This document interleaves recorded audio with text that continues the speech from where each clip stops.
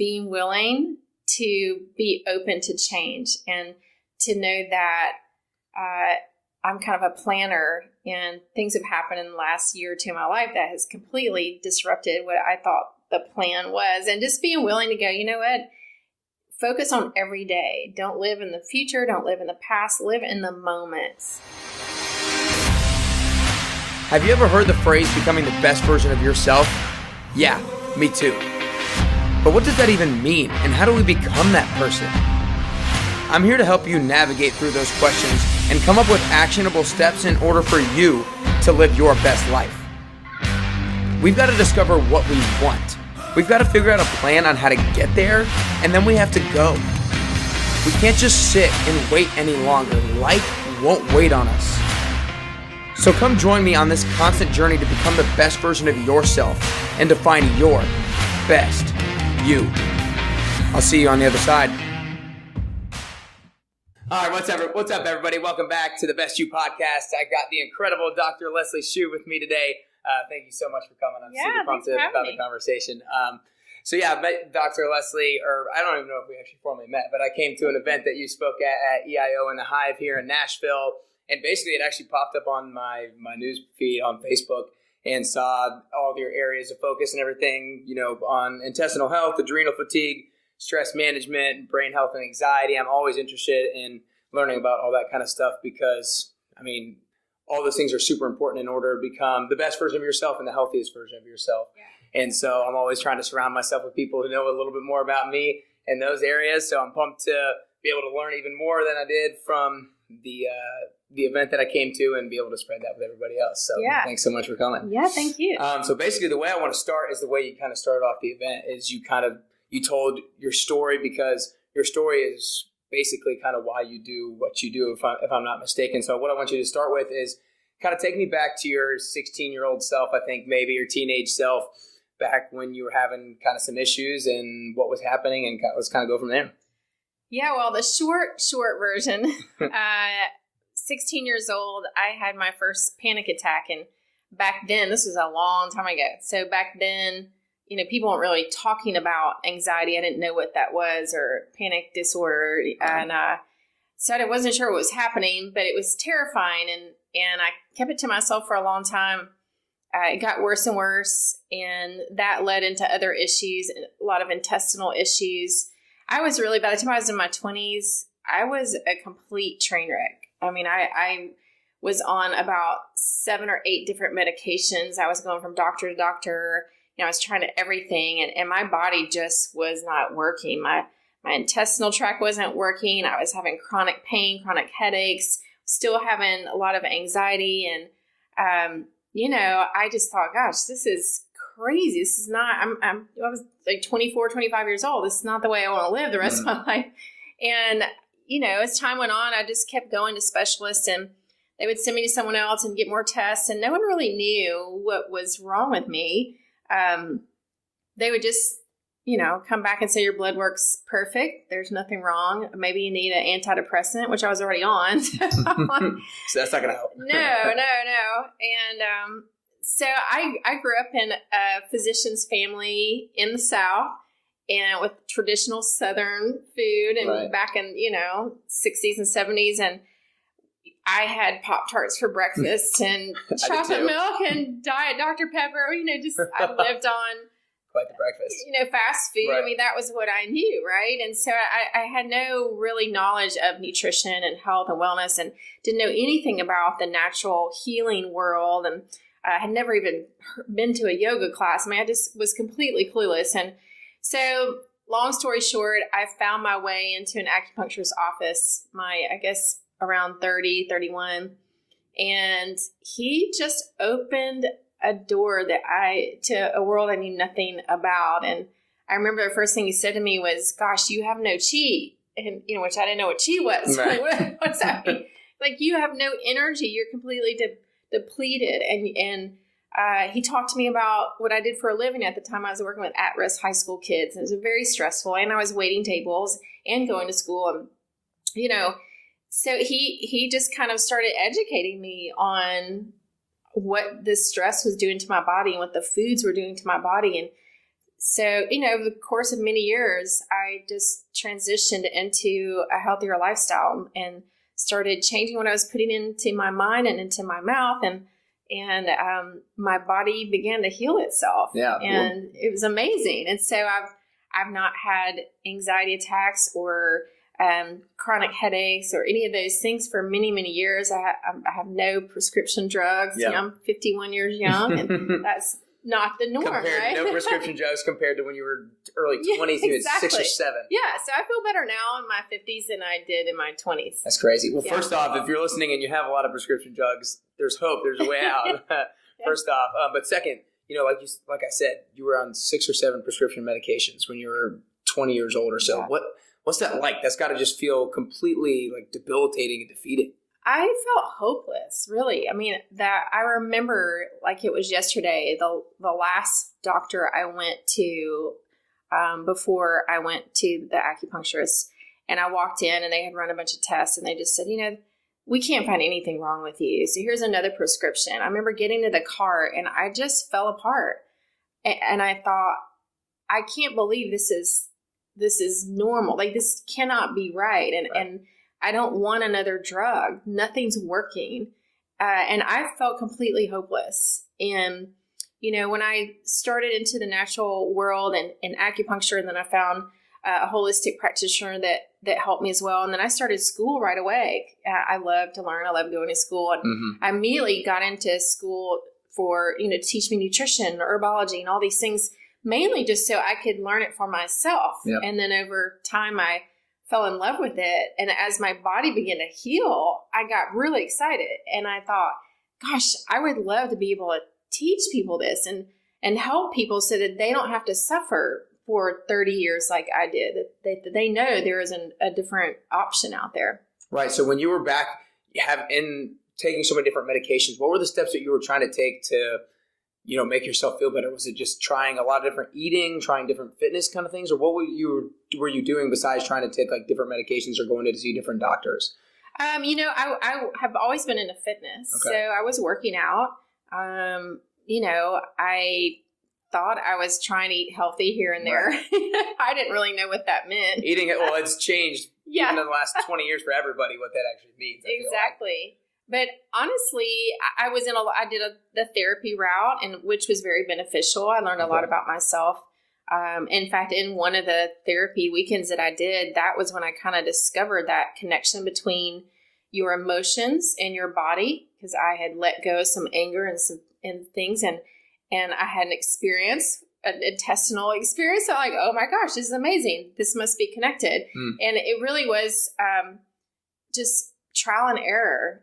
And, I thought because I was exercising and that would be something that would fix me, but it didn't. So nothing actually finally felt like it worked until you went to this acupuncturist. Yeah, no. So what exactly did this acupuncturist enlighten you with or do to you to make you start feeling a little bit better, or make you feel hope again? I think the first thing was he recognized and acknowledged that the feelings, the things I was experiencing were real. Because you just had this self-doubt, like, am I just so absurd that, like, is nobody else feeling this way? Right. Or, well, in your traditional medical field, if it's not in your blood work, then they have a hard time. If your blood work's perfectly normal and they can't there's no test that shows you there's a problem. I had chronic headaches and they were doing MRIs and scans and all these things. And there was no reason for me in their eyes to be having these issues. Right. So you knew that there was something wrong, but there was no proof of it. Right. Yet until you went to this. Yeah. I mean, when towards the end of that journey, as I got into natural health, I remember I was having severe fatigue. I mean, I literally felt like I was dying. And we ran multiple tests. And I remember the doctor sitting down and going, there's absolutely no reason you should be feeling like this. Okay. Thanks. Well, I am. That's a terrible feeling. Okay. And I hear this every day. Women and men that come to my office say, they've run a bunch of tests, can't find anything. And at that point, they don't really know what to do. And so to sit down with someone who looks at me and, he read my tongue and felt my pulse, and he could tell what was going on based on how he is taught, because Chinese medicine looks at the body very differently. He also listen to what I was dealing with in life, and the stress I was under, and working multiple jobs, and working with difficult, teenagers. And he just, to hear someone say, yes, there is something wrong. You are exhausted. Your adrenals, which I didn't even know what adrenals were at the time, they're extremely depleted. You have no energy left in your body. You have no life force. Your heartbeat is barely, he couldn't even find a pulse, barely. He's like, you are weak. You're killing yourself. That alone had to almost feel like it was healing you just by hearing those words. I'm broken to tears, like, oh my gosh, finally someone can tell that there's something, because he was looking at my body very differently than a traditional medical doctor. And it literally that in that moment, even though it was like, okay, there really is something wrong, I had hope. Because if you know there's something there, then there's a path, to go a different direction. And it was a lot of hard work, really hard work. I had to transform my life, change my lifestyle, change the way I think, change the way I eat. And, but it was worth it. It's all been worth it. Well, that's huge. Because I think any kind of happiness or satisfaction or, things of that nature need to come from hope, right? Or just like that clarity is just such a big part of it. So let's kind of keep moving forward from there. So once he kind of pointed out these things to you, what were the next kind of steps that you started to take? Well, like I said, I changed the foods I was eating. I switched. Did you have somebody helping you in terms of what exactly you should in the eating? beginning, I didn't. I kind of just, was trying to trial and error again? It really was. I got on the internet. I remember at the time I had these hives all over my body. It was terrible. I was itching all the time. And so I got on the internet and I just started researching, and I learned about candida, and I learned what feeds yeast in your body. And I'd had tons of medications and antibiotics throughout the years, and I'd never taken a probiotic. I'd never heard of a probiotic. You got to remember, this was almost 30 years ago, and there were no commercials on TV about probiotics or about anything like that. So times have changed drastically. And I just I was like a sponge. Every book I could read, everything I could find. And I just started experimenting on myself, which I don't recommend because I really went through some extreme detoxification and didn't really know what I was doing. I got off of all my medications. I got off, immediately. I worked down, off of some of them with my doctors, but then the pain medications thing, I was taking ibuprofen and aspirin and Tylenol, everything I possibly could because I was in pain for so long. And I had a neurologist that helped me wean off of those. And I remember having crazy detox symptoms. And at the same time, I went through my house and I got rid of all the chemicals. So I got off the deodorants and I threw all the chemical things away. And I switched to, all natural products and toothpaste with no fluoride. And I did everything literally in a matter of a week. I completely changed my environment. And I remember you saying that when you at the event. And I don't recommend everything. I do not recommend doing that all at once anymore. So if you had to pick, if you had to give advice to yourself after the acupuncturist meeting, and you had to say one thing to start switching, what would that thing be? Drinking more water. Okay. You're really good. Just hydration. Water. Okay. More water in general, or like the specific kind of water, just a combination. Good, clean, purified water, good alkaline water. I tell people if they're on soft drinks, first thing I have them do, look, if you can just stop drinking soft drinks. Why is that so? The obviously, sugar I know and the chemicals that are in there, especially the diet ones and neurotoxins, and but I did everything at once, and I got off of all sugar because I was convinced I had yeast in my body, which I did, candida. And so back then I didn't even know anything about cleanses. So I just got a probiotic I ordered from the internet called 3 Lac. I don't even know if it's on the market anymore, but I ordered a probiotic, and that was not an endorsement. I cut out all sugar, and I ate, meats and vegetables, nuts. That was pretty much it. I allowed myself half of an apple once a week. I didn't even do fruit, and I drank tons of water. And of course, I lost a tremendous amount of weight. It was, I remember I found my journal actually the other morning where I journaled this back in 2005, I think. And I was like, oh my gosh, I'm down to 111 pounds, because I just was purging so much. Was that a happy, no? No, that was way too thin. Okay. Yeah. So I don't recommend doing something like this by yourself because, I could have run into some problems. Luckily, I made it through. And it was 9 months of pure hell, really. But, at the end of 9 months, my hives were gone and my intestinal tract was working. And I wasn't having headaches every day. And I was, for the first time in my life, I thought, oh my gosh, I could possibly feel normal again. Right. And the energy took a while to come back. So my adrenals were super hammered. And that took 2 or 3 years. I had to really work for a long time on rebuilding those. Okay. But now, life's very different. Yeah. So I want to put this back on the timeline. So you said after about 9 months, all this stuff was gone. How old were you? Kind of where were you in this whole learning about? 2005. So I was in my early 30s, I guess. Okay. And had you started doing any of the coaching or anything like that? No, I did start in school, and so I was studying on the side. I was still teaching full time and waiting tables. Jeez, it's insane. Yeah, stressful. It was very stressful. And I remember, I was studying in the bathtub or during my lunch break at school, I was, studying whenever I could get a free moment in. And so I still had not learned yet that what stress does to your body. And the adrenal thing kind of came later where I started discovering more. Our body's like an onion, lots of layers. So I kind of hit the top layer. I had many layers to go. And so the adrenal fatigue was probably kind of like layer 3 or 4, even though it had started way back when I was in college. Mm-hmm. Do you think because you were probably figuring out kind of the nutritional aspect of it, but at the same time you were kind of super stressed out because you were learning or you were going to school, teaching, waitressing? Yeah. Is that all that stuff? Like, what was that like going all through all those 3 things at the same time? It was insane. I look back now, I don't know how I did it. And I didn't do it well, not do it again. Clearly. I didn't do it well. And I made plenty of mistakes after that. It took me 10 years of just learning. I've always said my body's been kind of like my walking classroom. Something else would come up and I would go, okay, I got to figure out how to manage this, how to do this. And at the time I was slowly gathering what I kind of refer to as my wellness tribe, other people in the natural health field, chiropractors and energy healers. And I was just slowly trying different people out and trying out different types of modalities to help me.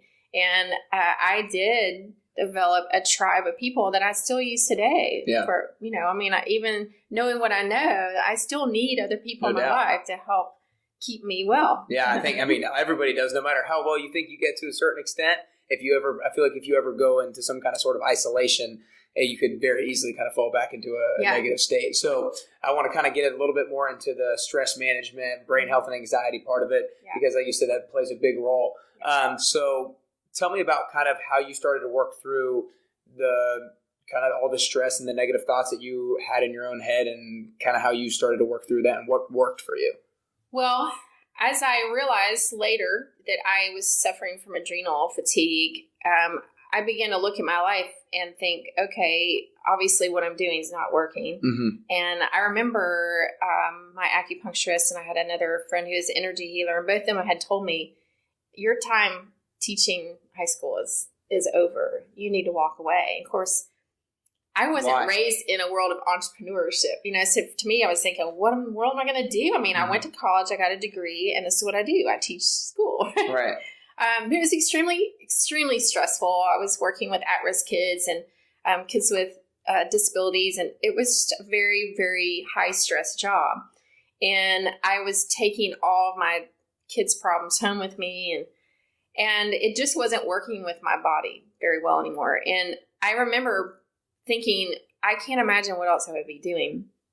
And so a couple years went by and I was in school, and that's when I decided, you know what, I'm going to step out and be an entrepreneur, and I'm going to do what I love most, which is helping teach and empower people. Just going to be not in the school. So do you think that was one of the biggest jumps or leaps forward for you in terms of your negative thoughts, like just literally just stopping your teaching? Yeah, well, it did not necessarily stop my negative thoughts. I don't think negative thoughts are ever completely shut down. This was 2008. Okay. So I walked into my principal's office in the year when he said, "Hey, are you coming back?" And I said, "Actually, no, I'm leaving the field." And he was like, "Are you nuts? What are you going to do?" I'm like, "Well, I'm going to be a natural health practitioner." I don't think this sounds crazy. Yeah. But that's what I did. And of course, that not long after that is when everything kind of crashed. And I remember thinking, wow, I'm not sure this is what I'm supposed to do. But it felt good. I felt relief. This pressure was off of me. And then, my next layer or fourth, fifth layer of my journey began. And that was 10 years ago. So I would say the last 4 or 5 years, the layer I've really been working on is thoughts, your thoughts and the power of your thoughts. And, I started studying people like Bob Proctor and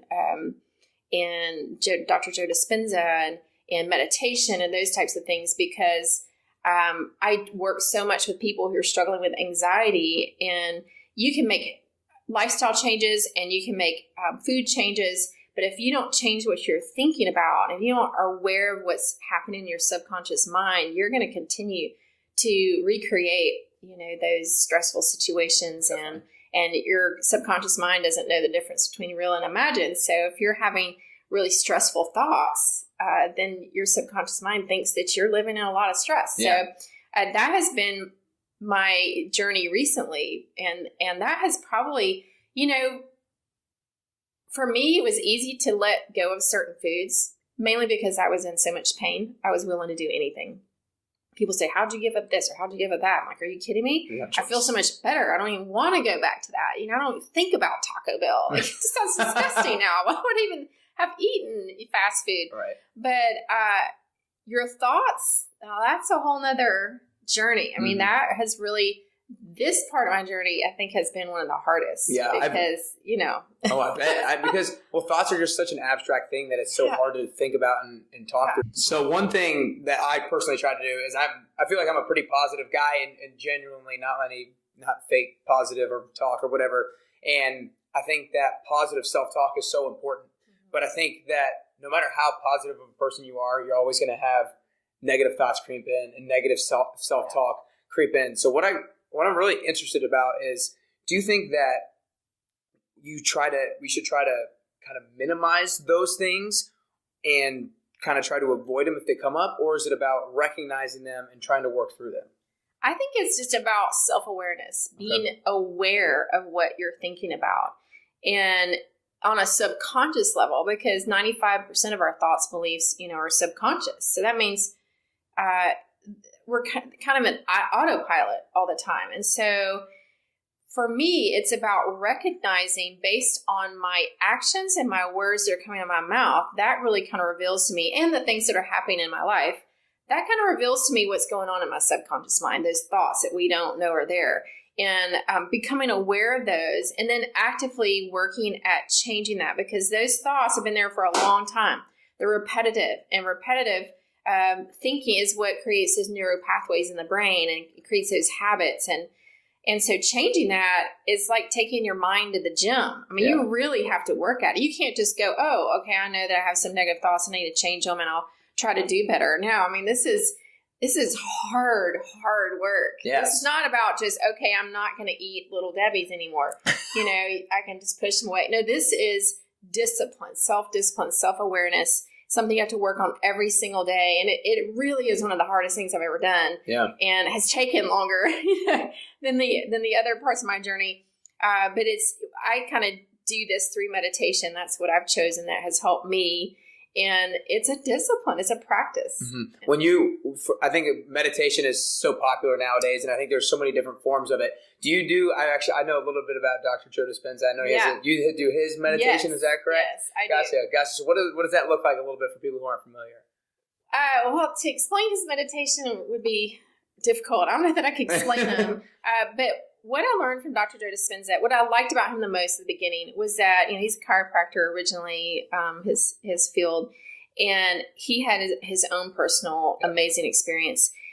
And he has demystified the whole meditation, because he's taken science and research and studies and studies people while they're meditating, looked at their brain waves and looked at their heart and looked at all kinds of things. And so he has all this data that is proving what meditation is doing to the body on a physical level, a mental level, emotional level, spiritual level.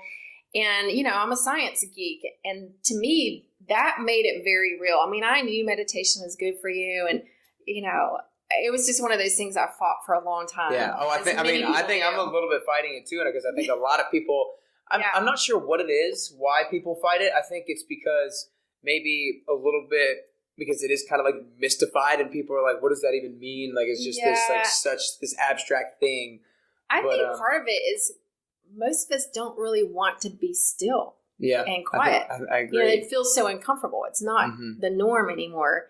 And it seems like too much trouble, like, I got to turn my phone off and be quiet and be still. I can't turn my brain off.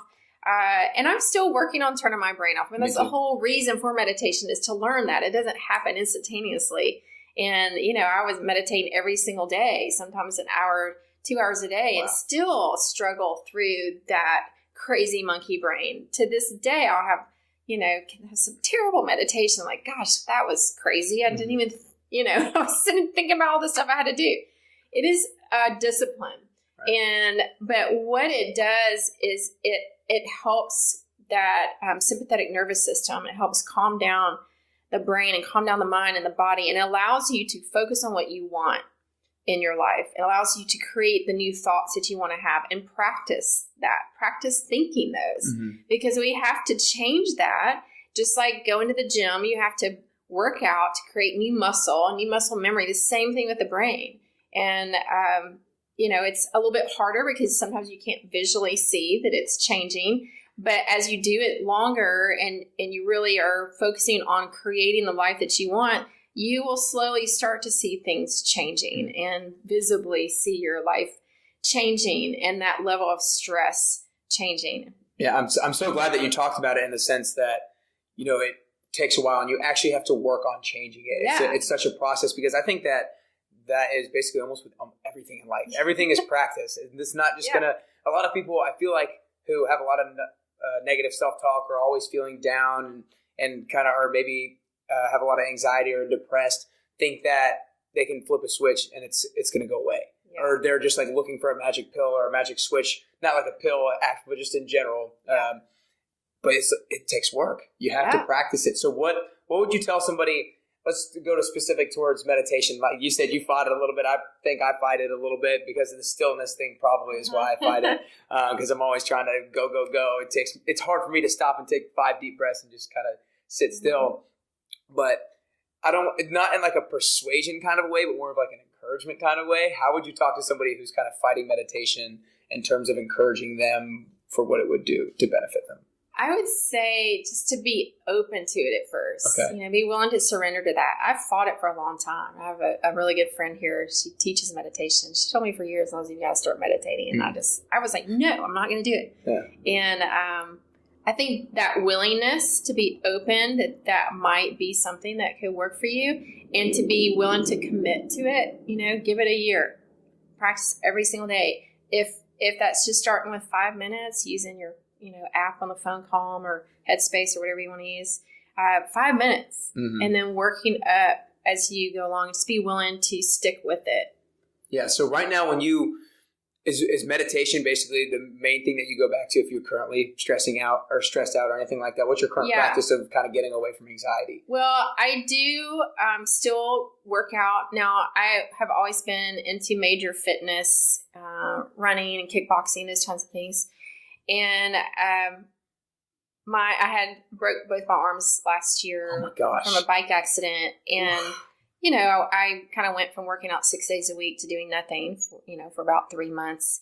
And I had to slowly work back into that. And that was earlier this year when I started work back into that. And I found that I was really struggling doing the things that I used to do, like kickboxing and running, and started to have some other issues that popped up from that.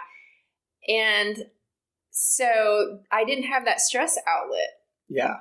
Tough. Punching a bag, kicking, whatever, And so I had to go back to, I went back to yoga, which I had done before that, and I've been off and on for a long time.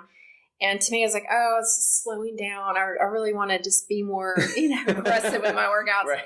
But, I'm doing power yoga and infrared heated studio, and it's a tough workout. Oh, yeah. Man, it's intense. Yeah, I love it. But what I've noticed is it's enhancing my desire to meditate, because I'm realizing, I can get a great workout. I can get my heart rate up. I can sweat, and I can be aware of my body. Now, that's what I love about yoga is it's about self-awareness, being aware of the pain in your leg when you're in a certain pose, being aware and breathing into it and accepting that and accepting yourself where you are. And so to me, that has been my outlet. I do that 4 or 5 days a week now, and the meditation. And if I am having an exceptionally stressful day, that is one thing I make sure, even if it's right before I go to bed, that I do even just a short meditation, something just to kind of center myself and remind myself of what I want to focus on in my life. Because when we get stressed, we tend to focus on the negative. That's just where we go. Yeah. Human nature. I'm also huge on self-awareness. I think that's one of the biggest qualities that people need to develop in order to become the best version of themselves in general. But there's so many aspects you can kind of be self-aware about. And one thing, we talked about is thoughts is, I think I've heard from a few people or many people that I think too much about what I'm thinking. And I think that you need to think about what you're thinking and why you're processing certain things. But sometimes people feel like that's to a detriment to them. So I want you to kind of speak towards somebody who thinks they're stressing because they think too much about what they're thinking. I know that's kind of big, but. Well, I mean, sure, you can overthink anything. Right. I think it's becoming aware of what you're thinking is different than obsessing about what you're thinking. So it's balance. I think that's a big one. Yeah, it's all about balance. And that was another reason why I have been embracing yoga again, because it's really all about balance. And I just think that obviously you can't obsess on any one thing, because that just takes you into a place of stress. Yeah. But I do think that being aware and being willing to be aware is a great thing. No, I like that. I like that distinction between being aware and obsessing over, because I think I think a lot of people just spend so much time on it and dwelling over it. Yeah. And just that's when it actually kind of comes to their detriment. Yeah. So let's talk a little bit more about kind of the coaching that you're doing right now. So you said adrenal fatigue is a huge thing. I want you to talk a little bit more about what that actually is and what people can actually be looking for to see if they have that. Well, I think adrenal fatigue is probably in epidemic proportions here in the United States, with the level of stress that we have come under in the last, 10, 15 years.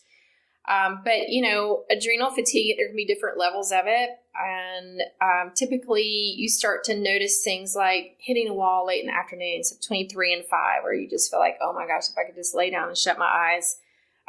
And typically what people do is they run to grab an energy drink or double latte or whatever it is, which is the worst thing you could do for your adrenals. But that's typically what we do. And then we kind of push through it. And then you get your second win, as we call it. And you kind of push through the rest of the night. And then a lot of people will have trouble sleeping. Maybe they can fall asleep, but they wake up, they can't get back to sleep. And or they're not sleeping well. They're not dreaming anymore. So they're not getting that deep, restful REM sleep. And that's kind of the first issues we see with adrenal fatigue. And then obviously the fatigue issues where maybe you slept 8 hours, but you feel exhausted. Maybe you're having heart palpitations, or you're having a lot of anxiety, or you're easily overwhelmed, agitated, weight gain around the belly. We call it stress belly, where the cortisol is releasing too high and you start to put on weight there. So those are different things we see, pain, obviously joint pain, headaches, things like that, migraines. So I think that if people can become aware of what's happened in their body, and if they understand that we are under a tremendous amount of stress, there's a great book called Adrenal Fatigue by Dr. Wilson. And he says in there that it is very possible that we experience more stress now in 1 year than our ancestors experienced in their entire lifetime. I remember you saying that. Yeah. That's crazy. Yeah. If you think about it. I mean, it's crazy, but if I think about it, it's actually not crazy at all. Well, so you're young enough that you didn't grow up without technology, right? So I remember when I was your age, there were no cell phones, there was no internet, we didn't have those things. And you had to go home and connect to a phone on the wall to talk to someone, right? So if you were out, no one could reach you. You weren't checking email. There was so much less stress. Yeah, we had stress, but we didn't have that level of stress that now is on top of everything else. And we're working harder, working longer because of the technology. Now, one person may be doing the job that 3 people did when I was your age. And we just think that's normal, right? But it's not normal. It's not the norm. It's not how we've been for centuries. Yeah. And so now, because people think that that's the norm, they don't understand even that they're under stress sometimes. And I'll have people come sit in my office, and I know they're experiencing symptoms of adrenal fatigue or chronic stress. And I'll ask them, what's your stress level? Like, oh, I mean, it's pretty good. I'm not really feel like I'm that stressed. I love a job, this and that. I only work 60 hours a week. And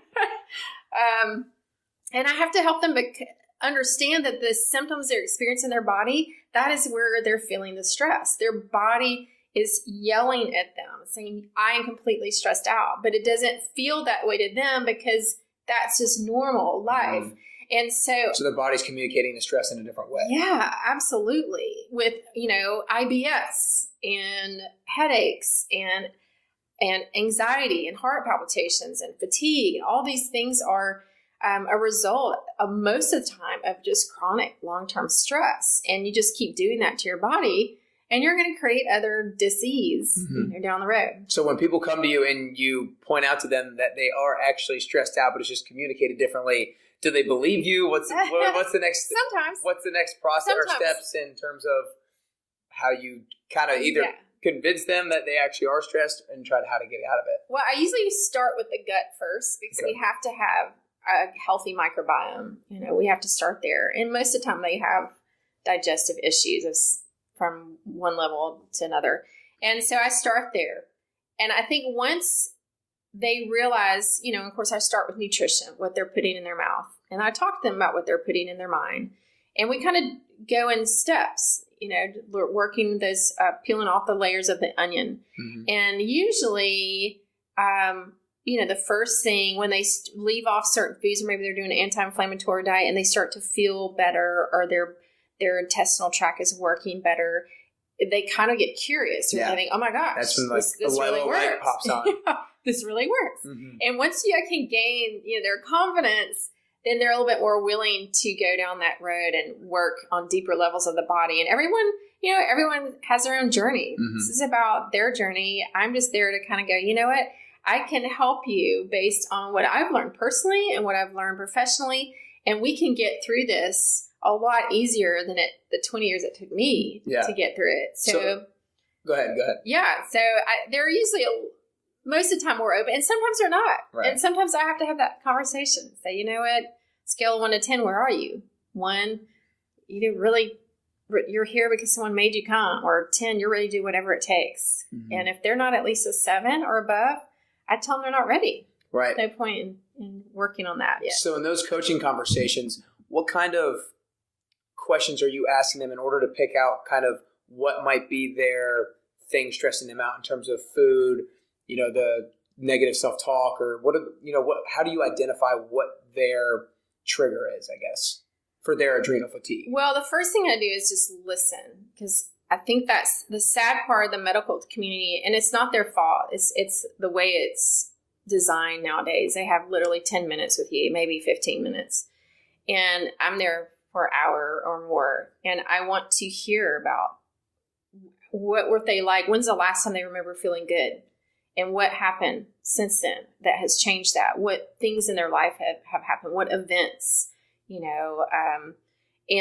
I ask them, what do you eat? Tell me what you eat for breakfast. What do you eat for lunch? What do you snack on? What's the thing that you crave in the middle of the night? And I just listen to, I look for patterns, and I have a system that I use. It's based on energy and frequency, bioimpedance, and I'll use that with them, because I can look at frequencies that might be stressing their body, even emotions that might be stressing in their body, where even though I might have a good idea, when they can see that and they're going, oh my gosh, how did they know I felt that way? Yeah. Because we're all energy and frequencies. And so when you can identify those, it's helpful to kind of get someone's attention. It's all based on homeopathic medicine. Okay, gotcha. I'm very curious about what your biggest learning tool has been throughout your years. Do you think it's been like yourself going through all these different experiences, which has obviously been a huge learning tool? Do you think it's maybe all the different research that you've gotten, or do you think it's the different people that you coach and learn from them? Or what do you think has kind of been the biggest, I guess, of those three, if you had to identify one? I would say the biggest has been my own body. Because of all the different health challenges that I had along the way and emotional challenges. And literally most of the things I recommend when it comes to, protocols and herbs and supplements, those types of things, I've probably taken most of them because I tried everything on myself. If I was, struggling with a particular issue, I'm like, okay, well, I'm going to try this and see what works. And I have learned so much just from my own body, my own mind, my own experiences. And of course, I've learned a lot from my studies and mentors that are in my life as well. But when you can walk through it and you can watch the anxiety melt away in your life, you can watch your health transform in front of your eyes. That's a powerful, powerful experience. Yeah, no doubt. I think that no matter what people are doing in their life, they can almost learn the most from themselves than from anything else if they're self-aware. Yeah. I think it's true with anything, Oh, no, 100%. So I kind of want to have a few more questions asked. One is I want you to talk to somebody kind of who is experiencing kind of what you were experiencing back when you were in early 20s. You're on a lot of medication, but you're always kind of feeling ill, but nothing is quite being identified. How would you tell that person to approach, analyzing their own health? Is it figuring out what exactly they're eating, mental stuff, or what does that approach look like? Yeah, starting with foods is probably the easiest place to begin and the most, you'll see the biggest benefits by eliminating certain foods in your diet. I always recommend that people are on an anti-inflammatory diet, just removing inflammatory foods such as gluten, wheat and dairy and sugars, processed sugars, because if you're inflamed, your body's going to react in one way or the other. It might be allergies, it might be stomach problems, it might be migraines. So that's an easy place to start. And then finding someone that you can work with. Maybe it's an acupuncturist, maybe it's a chiropractor, maybe it's a natural health practitioner like myself. Maybe it's all three, which is more ideal. Yeah. A personal trainer, fitness, and having people to help guide you along the way, because there's nothing worse in this world than feeling alone on your journey. And you don't have to be alone. We have plenty of resources here to help people. Because then I feel like that's how you felt back in how feeling you felt alone. Yeah, it was terrible. And I felt crazy. And, I think when people can identify with you and go, yeah, of course you're having stomach issues, here's what's going on. Or you need, your microbiome is completely off because you've had 5 rounds of antibiotics in the last 10 years and you've never taken a probiotic to replenish your intestinal tract. So no wonder you're having problems. So just having that validation. With so much information out there now in terms of kind of what you should be eating, and it's super, I feel like, overwhelming for a lot of people and intimidating. If you had to tell people maybe 2 or 3 things to eat or to avoid eating, what do you think what those few things would be? I'll just leave it at that. Well, the first thing I'd say is drink more water. Yeah, because most people are not drinking enough water. And, we have a large percentage of our body is water, and we need water. We need it for lots of things, to purge out toxins in our system, to help our bowels move. Your intestinal tract is your garbage disposal. You got to have water, for things to come through. So that's the number one thing I would do. And not tap water, good, clean, purified water. Avoiding soft drinks. Monster drinks and Cokes and Mountain Dews and whatever your soft drink of choice is. Yeah. If you got to have the fizz, and do some sparkling water until you can transition to water. You need water, and avoiding those neurotoxins and sugars that are in that are just horrible. Okay. Those would be the 2 big things. And shopping the outside of the grocery store, stay away from all the boxed everything. And I know people think, oh my gosh, I don't have time do that? Well, if you're in Nashville, there's great resources. We have all kinds of great food delivery, that of all different kinds, whether it's cooked or already prepared, or they have all the ingredients for you, and you can get all organic ingredients, and it really is has made it easier. I know. The meal prep services are here unreal, and there are so many so healthy ones too. Yeah, it's great. I feel like there's probably going to be, and I don't think it's probably just Nashville.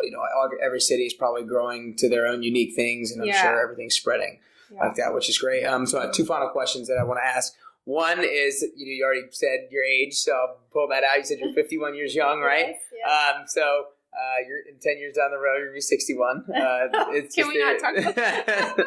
I always say not to scare you, but that's just the reality of the situation, right? So I want you to talk about, what has 61-year-old Dr. Leslie Shew done? What has she created? What has she accomplished? And what is she currently doing? Well, I actually want to just continue getting better. Okay. And I want to be better at meditation. I want to be better in my fitness. I want to be better at helping people. And I'm always growing and learning. I think, if you're either growing or dying, right? And my goal is to always be growing. And so I'm going for more training, actually, in a couple of weeks down in Georgia. And I'm expanding some of the things I do in my practice.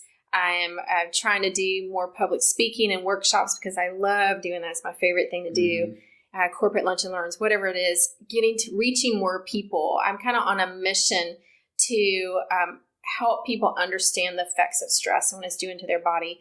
And of course, that keeps me in a constant check for myself, and I still haven't learned it all. I mean, I still overwork a lot. Right. I still will find myself, oh gosh, I'm not feeling too good today. I think I've probably overdone it.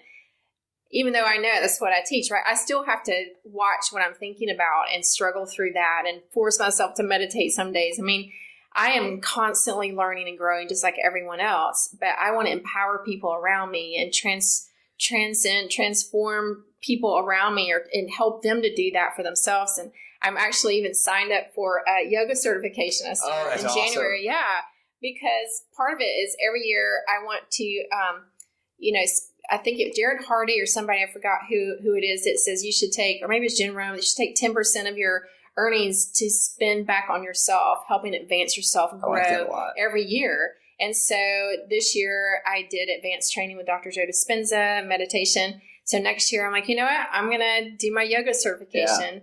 Yeah. And because I love to teach and I love community, and it will be something that will help me learn more about those practices and beliefs. It's kind of everything that I love and do now anyway, and it will help me with discipline. So that's what I'm doing. So that'll be super cool. That'll just broaden your practice and you do such cool things. I know. So I hope at 61, I'm like this killer, yoga teacher, meditation teacher, health or awareness, whatever. Yeah. I just want to, I don't have children. So my legacy that I leave behind is helping other people become better versions of themselves, right?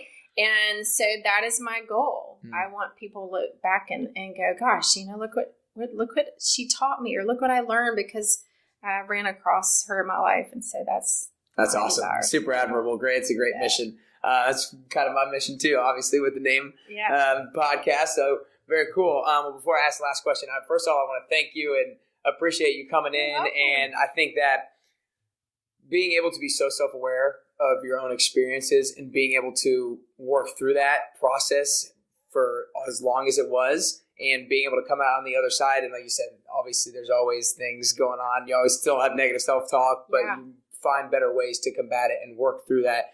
It's such a commendable thing to be able to work through that long of a journey and being able to come out on the other side of it, kind of where you are now, and being able to deliver that to other people. And so I just want to commend you for that and acknowledge you for that. So that's awesome. But the last question I always ask everybody is, like, obviously the name of the podcast is the Best You Podcast, and my passion and mission is to help people become the best version of themselves, improve every single day. And so what I want to know for you personally is if you could work on or do 3 things to become the best version of yourself. And what I always tell people is I think becoming the best version of yourself is always a constant journey. We're never really probably at that best version of ourselves, or hopefully we shouldn't think that we're there, because then we're going to stop trying to improve.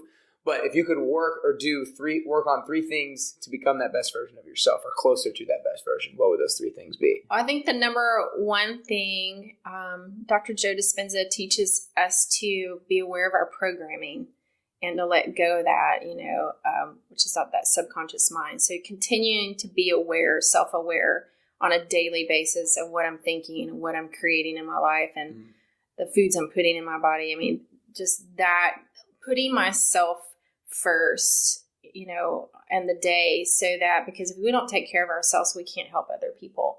And, some people think, oh, that's so selfish. Well, you know what? If you're a mom, you got to take care of yourself, or you're not going to be there for your kids. So same, if you're a corporate guy, you got to take care of yourself so you can be there for what you do every day. And so that's number one.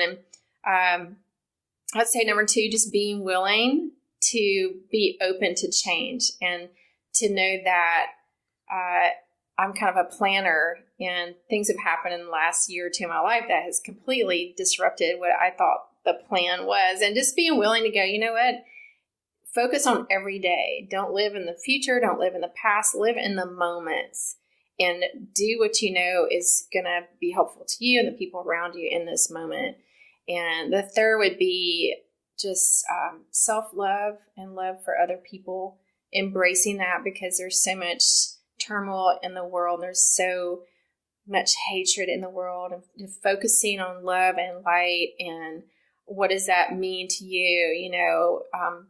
Time in prayer, spending time, with God or whoever you believe in. But just for me, looking at that spiritual part of my life, because I tend to focus a lot on the physical because that's what I do, and emotional because that's also what I do, that piece, that meditation piece of being aware of the emotions that affect the body. And sometimes the spiritual gets left out. And so for me, part of that, the yoga experience for me is to help bring that spiritual aspect in and really put some focus there. And remember that ultimately, our spirit is just important. It's all connected, mind, body, spirit. Mm-hmm. Gotcha. Well, I'm in love with those three things. Those were awesome. That's all we got. I appreciate you coming in. Yeah, you're welcome. Thanks for having me. Yeah, definitely.